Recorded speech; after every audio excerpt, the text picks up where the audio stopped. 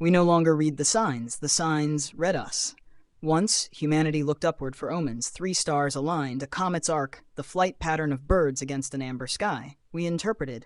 We sought meaning in the natural book of the world. Those were the sign of the times. Moments when the universe whispered and we strained to listen.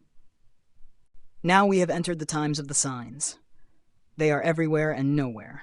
They glow in our pockets at 3 a.m. They follow us from website to website, learning our desires before we name them. They promise and proclaim and point in every direction until direction itself becomes meaningless. The signs no longer indicate a path. They are the landscape. Risen is whatever Easter is, wherever. The old calendar held resurrection to a specific morning, a garden tomb, a precise geography of hope.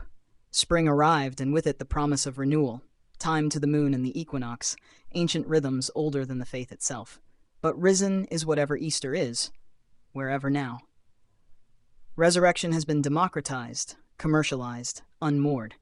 We resurrect our social media accounts after digital fasts. We resurrect our bodies at the gym, our careers after setbacks, our reputations after scandal. Easter arrives as chocolate in January, as spring decor in February, as a 3-day weekend whenever we need it.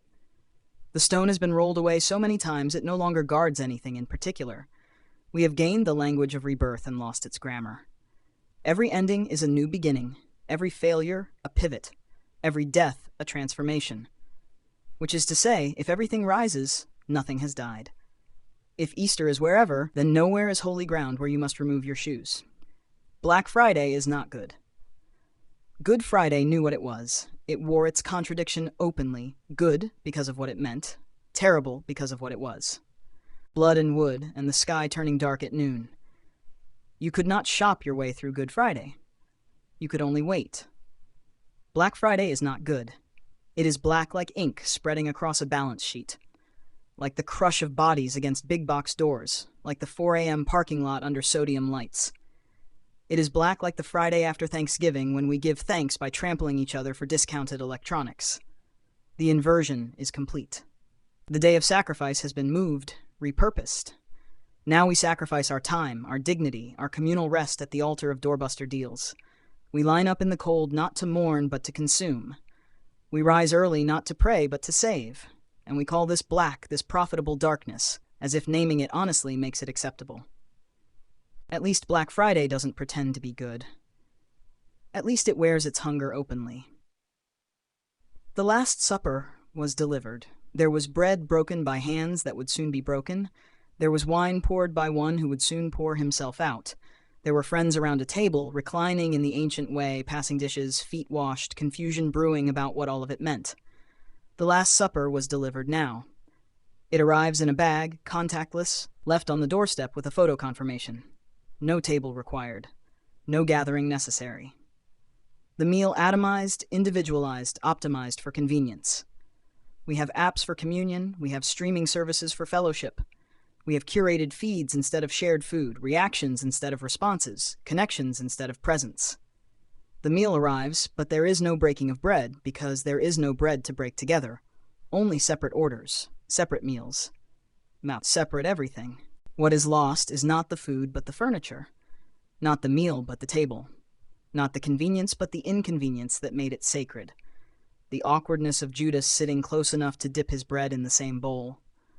The intimacy of betrayal and love sharing space. The unbearable closeness of the last evening before everything changed. What we have inherited. We have inherited a world where every day is Easter and therefore no day is. Where Black Friday lasts a month and Good Friday is a relic. Where the Last Supper comes in disposable containers and sacred meals are content to consume alone. We have entered the times of the signs, and the signs tell us everything and nothing. They point everywhere, which is another way of saying they point nowhere. They promise meaning while draining meaning away, one notification at a time. Perhaps this is the real inversion. We thought we were reading the signs, interpreting the times, understanding the moment. We did not realize the signs were reading us, interpreting our desires, understanding our weaknesses, leading us not to revelation but to the checkout cart. The question is not whether we can return to the sign of the times, to a world of singular meaning, located holiness, unrepeatable moments. That world, if it ever fully existed, is gone. The question is whether we can learn to live in the times of the signs without losing ourselves completely. Whether we can find, amid the infinite scroll and the constant delivery and the perpetual sale, some table worth gathering around, some Friday worth calling good, some rising worth the name Easter, some sign worth following, even if it points toward nothing we can purchase, nothing we can optimize, nothing that can be delivered to our door. Perhaps especially then,